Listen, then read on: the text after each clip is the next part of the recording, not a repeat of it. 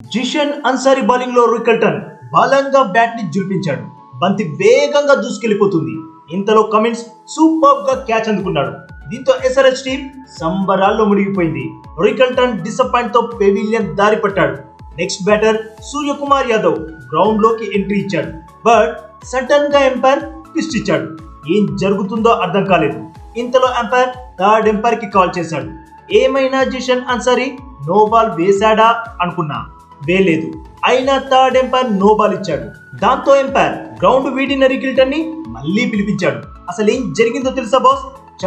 చాలా రేర్ గా ఇచ్చే నో బాల్. యాక్చువల్ గా కొంతమందికి ఇలాంటి నో బాల్ కూడా ఉంటుందని తెలియని నో బాల్. అదేంటో తెలుసా బాస్? వికెట్ కీపర్ క్లాసన్ బంతి బ్యాట్ కి కనెక్ట్ అయ్యే టైం కి తన గ్లౌజ్ ని వికెట్స్ ముందుకు తెచ్చాడు. దీంతో 27.3.1 రూల్ ప్రకారం అలా బంతి వికెట్స్ ని దాటక ముందే కీపర్ గ్లౌస్ ని ముందుకు తెస్తే అది నో బాల్ గా ప్రకటిస్తారు. అలా బ్రతికిపోయాడు రికల్టన్. మరి బాస్, మీలో ఎంత మందికి ఈ రూల్ గురించి తెలుసు? కామెంట్ చేయండి.